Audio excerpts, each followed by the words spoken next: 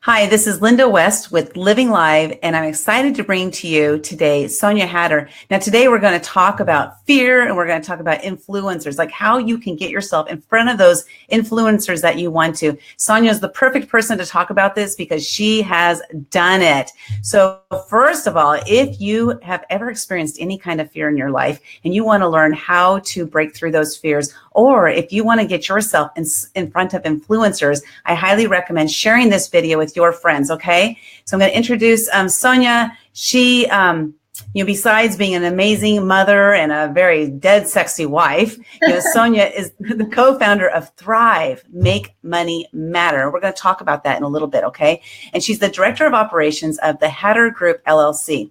She's an expert in giftology, which I want to find out what the heck that is because I have never heard that term before. And she has an unparalleled talent for fostering and maintaining relationships. We're going to talk about the key of that. Like, how does she do that? Okay. And then if you're impressed with the speakers from Thrive, which some of the names that have attended or that have spoken at Thrive are, for example, Les Brown, Naveen Jain, Claire Winfield, John Lee Dumas, Jay Abraham, Kevin Harrington, Ann Lee, Ty Lopez, Elena Cardone, Jim Quick, Kevin Harrington. That's just a small sampling of some of the speakers that they've had. But if you are impressed by those speakers, you have Sanja mostly to thank for that. Now, Sanja loves to teach how she gets the attention of influencers that you can't reach and creating a win-win scenario to create true lasting relationships. Now, who's all in for that? Let's hear it. Raise the roof, right? Totally raise the roof for that. Sanja is both a visionary and an operator, and she dreams big and then she executes, which is totally key to success, is executing and then creating instant results in 5 consecutive years of growth in the business she owns and operates. Sanja, welcome to the show. I'm so glad to have you here. How are you doing today? Good. I sound so fabulous. I'm pretty sure my husband wrote that bio because I sound like Wonder Woman. You are. You are. You've done such amazing work. And so I wanted to talk about that. Like, first of all, how did you guys get started with Thrive? Let's start there. My husband, it was just an idea that he had, and he's always wanted to give a message out to people. He loves the idea of serving others, and he loves business. So he's like, what can I do to bring both of those together? And so Thrive was just an idea, and he did it himself the first year. I was super impressed. And I knew that he needed a little bit of help because he's so good at doing the big picture. And there's a lot of tedious things you have to do in a conference. And as it's gotten bigger and bigger and bigger, I just kind of started helping him along. But it was just an idea that he had. And when he has an idea, he makes it happen. That's so cool. Now, let's talk about that just really quick, like having an idea and making it happen, because that's, having an idea and executing, right?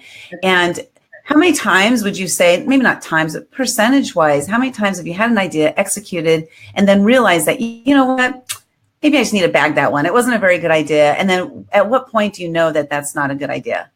I think, or have you not ever had any of those? I feel like I've seen my husband many times where he's thought of an idea, he's started it, and he's really good at saying, okay, in a business sense, this is not working, so I need to let it go. Me, I get too emotionally attached, and I just thought, I'm like, no, I can bring it back. I can do it. I can keep going. Yeah. So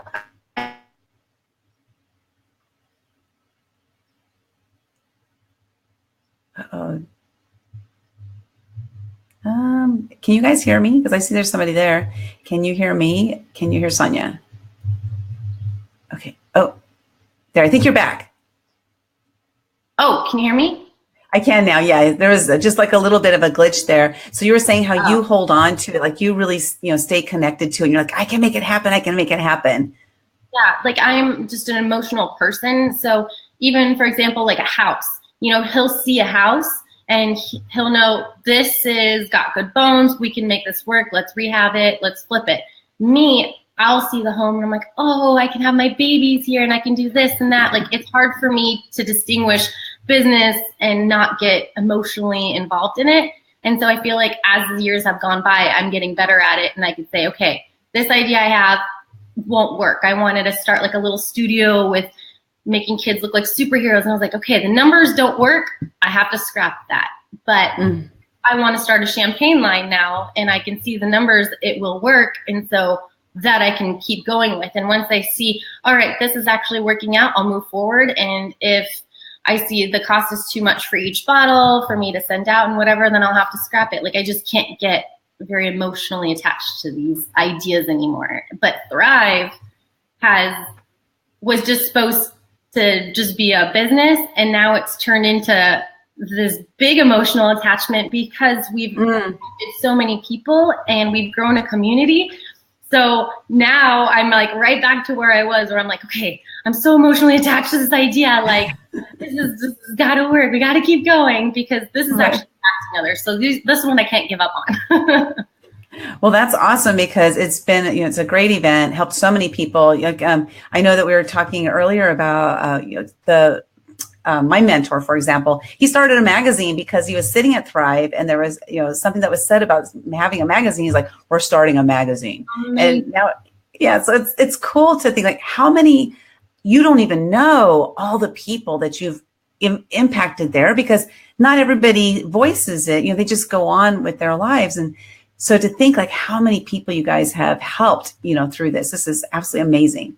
Thank you. Yeah, it's definitely been a little ripple effect where we'll hear through the grapevine certain people that have turned their businesses into a for-purpose business, and they've done it all because of Thrive, and now they give 10% away of their business to whatever their hearts are aligned with, and they did it because of Thrive. And I'm just like, oh my gosh, like the whole message of the vision that he had is he just executed it, and it's just flourishing, and I love it. That's so cool. So your involvement with the event, like let's wrap around the influencers part, because I wanted to talk about influencers.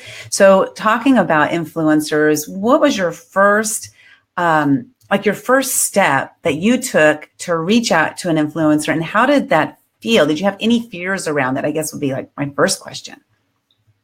Not so much fears, because it was behind, I was behind the computer. I didn't have to call and do any of that. It was just an email. So that didn't really scare me. However, I learned some techniques where I listened to certain books and Tim Ferriss, and, to contact an influencer, they're very busy. A CEO doesn't have time. They're being pulled this way and that way. They don't want to read these long emails where I'm explaining Thrive. I'm like, this is Thrive. This is what we do. We help others. We raise money and blah, blah, blah, blah. They just didn't have the time to read that whole email. And as I just made them, they're just sentences now, just a couple sentences. And then I can basically just get in that way. They'll see it. I'll just say, hey, do you like to speak on stage? And all of a sudden I get a response. Well, that was so much easier. It's just they don't have time. So I just make my statements brief.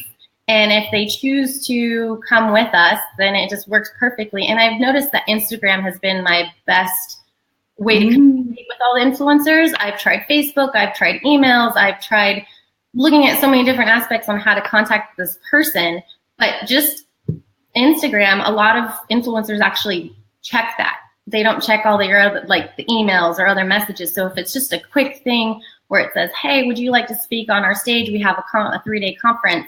Where can I send more info to? It's huge. And also I can talk to people so much easier because I have a 3-day conference. So I can use that because an influencer wants to get their message out there, or they want to sell a product, or they want more people to see them and like them. So I have a stage for that. So the platform I have is giving to them as well. So it's not just a take relationship. I'm giving value to the influencer, and so they in return give value to me by speaking on my stage. And I have a friend named Mark Black that told me, it stuck with me, where he said it's a relationship like that is kind of like a bank account. You can't keep withdrawing and never put a deposit in. And so you have to make sure that you give value to the other person. Like Gary Vee says, 51-49, make sure that you're giving 51%, that you're giving them a reason why. And you don't want to align yourself with an influencer that you don't connect with. You have to have the same morals and values and basically look up to them. And then that's why you want to contact them. And you don't want it to just seem like an agenda while you're friends with them. You have to genuinely want to be friends. And then the relationship will just form. And Steve Sims is an incredible person. Do you know Yes. Steve? You know Steve, yeah. Yeah. He actually has a business where he connects you with influencers. So you can do it on your own. Then there's people that actually do this, and he's connected people. He had a client that wanted to go meet Journey, and he got them on the stage, but he also aligned their values, and they created this whole event where they were giving back for autism, I believe it was. So it wasn't take. And Steve Sims has created a whole business out of it, and I think that's awesome. Yeah, he's just an incredible guy. You know, Steve is, and well, you guys are too. I love what you're doing. But let me ask you, do you do a lot of research before you reach out to an influencer, or what is your process of that, deciding whether the person is in alignment, first of all, with your morals of the people that you want to come speak at Thrive? Yes, yeah. It sounds really strange, but yes, I do so much research on the person, especially if I want them on our stage, because I need to make sure that their values are aligned with us. And it goes back to what you brought up. You said you wanted to understand what giftology was. And I read by a man named John, and it's called giftology. And you actually see what the person likes, and you give them a gift. And it shows that you listen to who they are. For example, we just got a gift sent to us, and I just told the man, thank you. His name's Lee.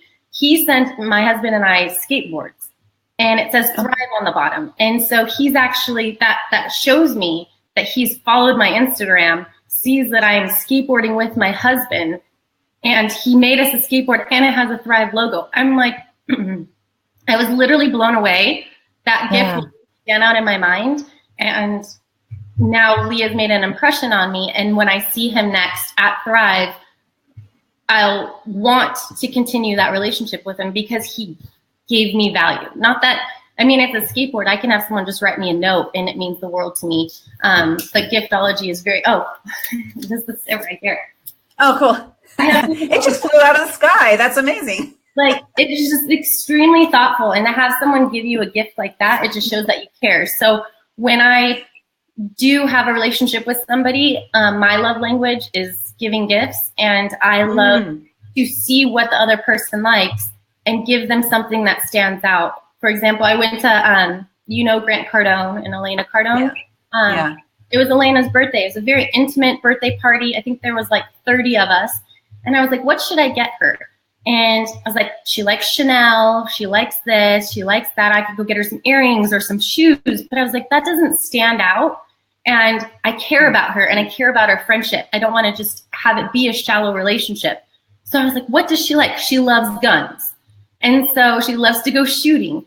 And so I got her this little optical or scope. I don't even know what it's called, but you stick it on your gun, and it's a really nice one, and it can help her shoot better and all this stuff. And it was just priceless when you could see on the birthday table all these Chanel bags, because everyone knows she likes Chanel. And then my bag stood out, and she could see it was like a tactical item for guns.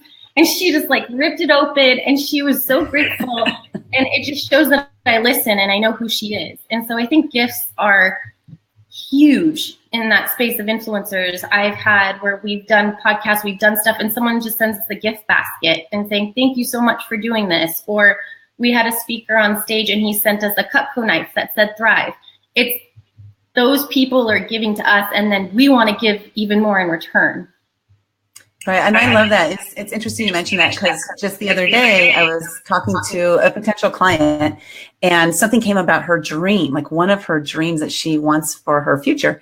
And I ended up sending her the thing that she was dreaming about, and it was very simple. It took me a couple minutes, right. It cost you a few bucks or whatever. And I just sent it to her. She'll get it tomorrow. I'm so excited to see it, because she doesn't know it's coming, Right. So it's that. I think that's exciting. So like maybe one of your love languages also is gifting people. Like, I think I got a salt and pepper shaker, and from some friends, and they saw it on my Snap at a restaurant that I really wanted it, and they went back to the restaurant, bought it, and brought it to my house. Like, wow, it's an incredible, thoughtful relationship. And so I want to do that with everyone else. And I'm not going to align myself with influencers that I don't want to be friends with. And I want to be able to give them a salt and pepper shaker, and they're just blown away because it means the world to them because I'm a good person and they're a good person and we're going to do business together or whatever it is. I love giving gifts. That's awesome. Well, we have a couple, like Cole says, man, that Sanja Hatter is beautiful. Hi, Cole. Good to see Hey, you. don't you have a podcast to be on? Get your schedule right, Cole. And then Deuce is sitting in traffic with no signal. He'll watch the replay later. It's awesome. He stands out to me as well. He's been trying to contact me and Cole, and we're just so busy. But like I've noticed him, and so has my husband, because he keeps trying to do thoughtful, nice things. So he's trying to connect with influencers, and he's doing it in a genuine way. And so I appreciate that. He's busy. He's in traffic right now, but he's watching this. Like there's little things that you can do where people appreciate it, and not just an agenda for them to get something. Yeah. So if anybody's interested or anybody thinks I'm an influencer, I'll give you my address. I'm just kidding. But that's cool. I like that. It's interesting because for me, I've never been big on gifts. I'm not like, that's not my love language. My love language is, I don't know what they categorize it as, but it's like appreciation. I just want to feel appreciated. You know, that's my thing. So because I'm not a person who like gift giving or gift receiving isn't my thing, gift giving has been a thing I've had to be consciously aware of. So it's not that I'm not into it. It's just I have to be conscious that, oh, that's right, other people want gifts. So being aware of it. And so you really bring a very big, bring some light to that of how my gift to this one person, it really took effort for me to do that because it's not my thing. But I had to say, you know what, I really want to send her this because I want to grant her this dream she has and just give it to her. Why not? It was easy for me to do. Love it. Yeah, exactly. And she'll treasure it. Like it's something that she will use every day. And I didn't put my logo. I didn't do any of that. It's just a little thing I did, a little saying and stuff. And she'll see that saying and remember me each time. And it was so fun to do because I do love giving. And so you're right. I absolutely love giving. So that's awesome. So now you have their attention. You've sent them the message on Instagram, just a short, very, very short message. And they responded and they said, yes. And you're like, woohoo, party, right? Yeah. And then you're like telling everybody, I did. Yeah. we got him, So then what's the next step after that? You usually, would you say like most influencers, you're then in communication with their staff? Are you in communication with them or is it 50-50? What's the odds on that? It depends. So like Ariana Huffington, I have been trying to contact her for years now, and she finally wrote me back on Instagram, and she asked me to email her, and I kept emailing her email, and she wasn't responding. And I mean, that woman is busy. She's all over. She's just boss lady of everything. And she actually, it had so much time had gone by, and I kept on emailing saying, just, in a sense, I was kind of annoying, but I also know that she'd appreciate the hustle, like I'm all there. I want to talk to you. And so I wanted her to see that. And then her assistant, he wrote me. And so now I'm talking to him. So most of the time, I'd say you go to basically the gatekeeper, someone that's handling their schedule and doing all that. But I also think that it depends how big they are. So she's doing everything and anything, and I probably only talk to her assistant. But then there's also people that are very hands-on, some influencers, and they don't want to outsource that. If they choose to speak to you, then they're going to talk to you. And I just email with them, like Seth Godin. What an incredible man. He and I email back and forth. I've never talked to an assistant. I talk to him. And so he's very particular in who he speaks to. He just won't respond, or he'll talk and carry on a conversation with you. And so I think it just matters who they are. And I can't say if it was 50-50, you're either with assistant or that. It just all depends on the person. Okay. And you touched on something that is very, very important there, because you said, I've been trying to get in contact with Ariana Huffington for years. And your persistence is what has paid off. And a lot of times people will send one message and think that that's it. Yeah. But when you have a goal, a dream, a desire, a passion, or whatever it is, like you have to be persistent. I love to talk about, for example, when you're a little kid and say you're at Disneyland and you see Mickey Mouse over there and you want to go talk to Mickey Mouse, but there's all these adults in the way, right? What do? You run into all those adults and you're like, get out of my way, get out of my way. I want to go see Mickey Mouse. So what happens in our life that, at what point in our lives do we allow our Mickey Mouse moment to disappear and just say, oh, I'm going to give up because they don't want it, like at what point do we do that? But your persistence is what's one thing that really is going to, propel you to that next level and that next level. And there's always more levels, right? The levels never end, right? Mm-hmm. You guys had Naveen Jain. I mean, now that guy is like blows your mind, but even for him, someone like him, the levels never end. You just keep going and putting yourself out there. Yeah. I think that you can't teach that. I think you either have it or you don't. So I can see my oldest daughter, her mindset is extraordinary. She will throw a fit for 3 hours for the same thing. Like if she wants something, she wants it. And so it's kind of a bad thing, but at least I know as she gets older, when she decides she's going to do something, she's going to do it. And I have that. My husband has that. And so I did that bikini competition. I was told there's no way you can do this in 3 months. You're not going to be able to do it. I'm like, I'm going to do it. Like there's no turning back. I didn't have a sip of alcohol. I didn't have any, I stuck to exactly what I needed to do because that's my mindset. And when I've decided to do something, then I'm going to do it. And so my husband always laughs because when he's all, Sonja's mad at me, she's mad at me. Like there's no way I'm getting out of it. And it's just, I think that that's also helped me be so successful in life is just knowing when I'm ready to do it, I'm going to go all the way. And if I fail, that sucks. But at least I know that I did it and I move on. And that's a good point because there might be something, maybe there's something you need, not you, but anybody listening, is that there's something that you need or want, and maybe you're going about it the wrong way, and that's why you're not persistent. Maybe what you need to do is change it up, try something different, or maybe bring somebody in like Sanja, who's very persistent, bring that person in that can help you get to what you want. Don't just give up. Yeah. Keep going after it. If it's part of your dream, you get one chance at this life. You get one chance. And, this is for me, is when I'm on my deathbed, I don't want to be saying, I wish I had, I wish I had. I want to say, I'm so glad I did. I'm so glad I did. And that's what Stephen asked me for the magazine article. He said, what is your biggest regret? And you always want to say, oh, I have no regrets. I learned from all of it. But I have one. And it's just that I didn't dream enough. I just didn't think that I could accomplish certain things until I realized my mindset. And when I do want to do it, I'm going to go for it. So I just wish that I started doing everything that I'm doing now sooner because I could have done it.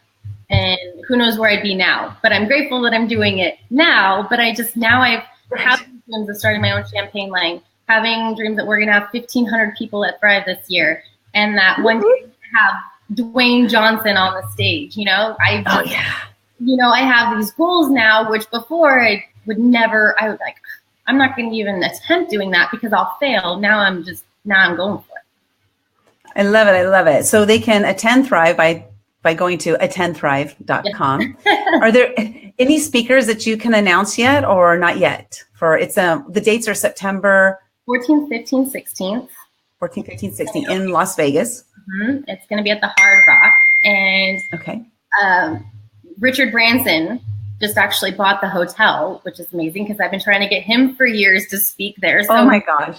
I might get him, but that's definitely a big goal. So we'll go from there. But no, we're getting the site ready to launch tickets. So hopefully it'll be done this month and then people can go purchase tickets and see some of the speakers. And then we add more speakers until September. So it's just a little mystery. Every time they get on, there's someone new.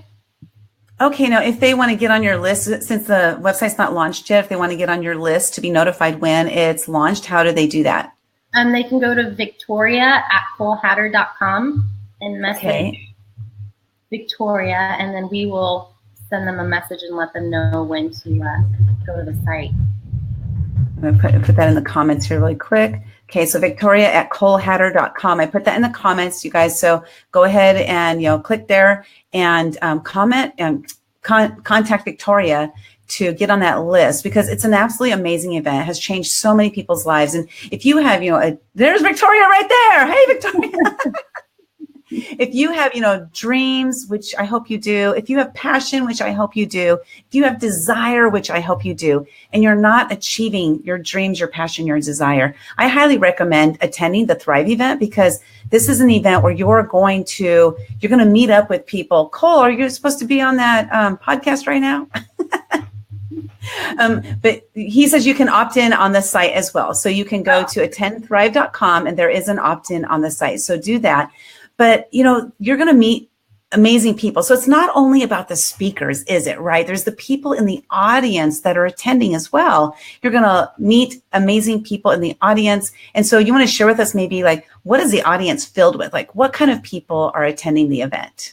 They're people that want to grow their business, obviously. That's why they're at a 3-day conference, learning, getting all the education that they need from the influencers that they follow. But then there's also the aspect of giving back.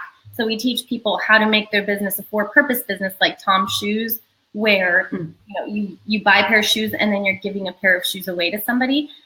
So the attendees that we have are philanthropists that are brilliant, trying to have their own business. It's just our crowd is one of a kind. And we have speakers that have their own events. And when they come to ours and they see all these people and they meet with them, like, man, your attendees here are one of a kind. They're ready to change the world. And we're like, we did it. That is the mission. And if you want to have, I feel like it's hard to find good friendships with people that are like-minded. And so we've seen people that, have gotten married because of Thrive. Like, they were there. And then we have people that now have long-lasting wolf pack relationships. They say, like, they're like, group, they're just like their own little world. And so people have become business partners through it. And so I just love seeing the community. And we have, Victoria was a Thrive attendee, and now she is at my house with me all the time. She's part of the family. It's Thrive is one of a kind, the people that attend. So I can see why you've gained such an attachment to it, right? An emotional attachment, because of all the good that it's doing. And like, for me, I'm a very emotional person too. So like, I can almost feel your emotion when you're talking about it. And it actually gives me a little bit emotional, which is kind of weird. Because I'm an emotional soul, whatever. I'm a little Care Bear. I call myself a Care Bear. I love it. So really quick, before we head out, let's talk about fear, because this is one of the topics that you and I both share a lot about. I wrote the book, The Year of Fears. When I encountered fear every single day. I'm going to be doing a freaking bikini contest. I'm terrified, but I'm doing it because I'm scared. And, I just love the topic of fear. So are there any fears that you have right now that maybe you are going to be facing, or any fears recently that you faced? And how did you make yourself go through that fear? A big fear that I have is doing podcasts, speaking in front of people. And I've just decided, I'm going to just keep doing it until I'm basically desensitized to it and I can just do them all the time. I have a bigger fear of not doing a good job. Rather, it's just like, do it. I don't know why I think I won't do well. And so when I keep telling myself over and over that I'm not going to do well, I won't do well. So now I go into it with a different mindset, thinking I'm going to crush this. I'm going to, why wouldn't I do it? It's only going to help me grow. And so I've built up this confidence with that bikini contest, which is silly, right. But it really helped me grow in so many different levels, physically and mentally. And so now I'm just trying to, when I see something that scares me, to do it. Just like you, how you said your book, you did something every single day.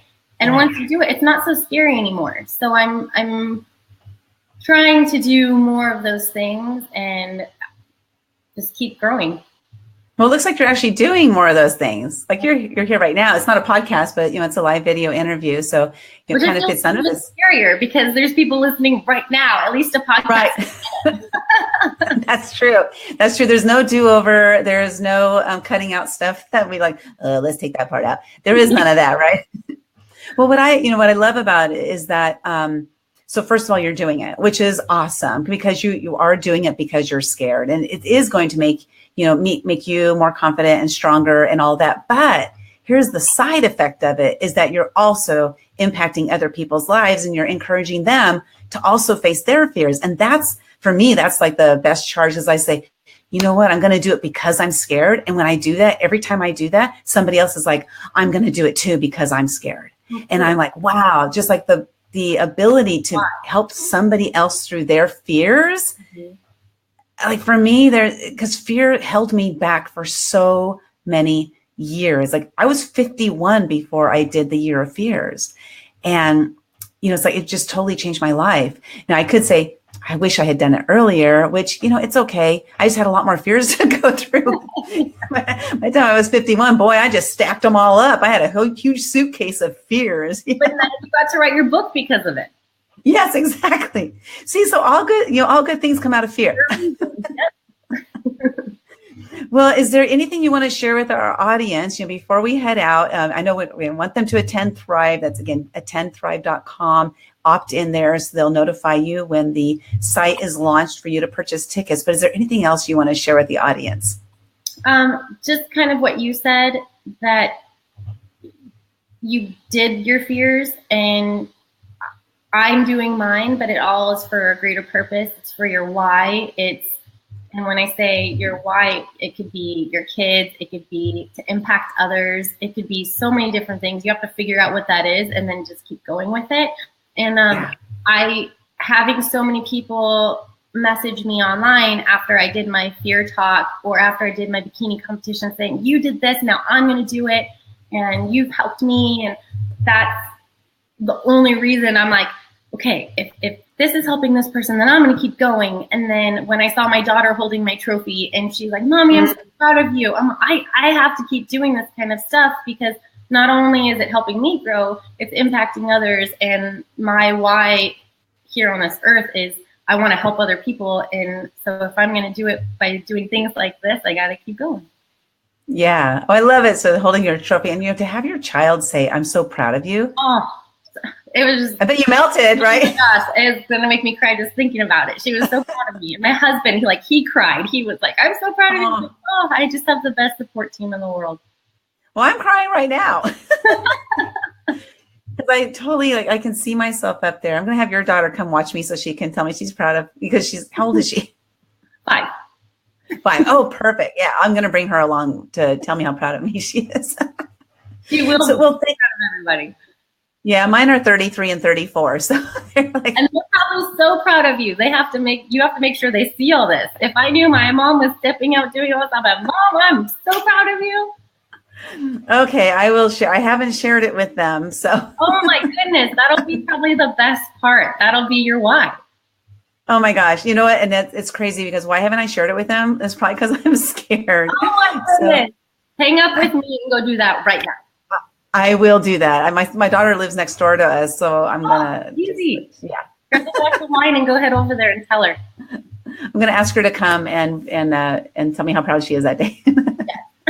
So awesome. Thank you so much for being here. I can't wait till Thrive event. Again, it's attendthrive.com. You guys check it out. Sanja, thank you so much for your time. I know that you are also a very busy woman, and I really appreciate all you do to help others, because I know that is your purpose here on earth. And so thank you for being you, and I just really love you. You're amazing, and go change the freaking world. Hey, you helped me do it by doing one of these. So thank you. I will. Awesome. Yay. So have a great day, everybody. Again, remember, please share this out with anybody you know who is looking to reach influencers or anybody who's going through any kind of fears. This is information that they can use to help them, better their lives. So have a great day. This is Linda West with Living Live and Sanja Hatter with Thrive. Bye-bye now. Bye, Linda.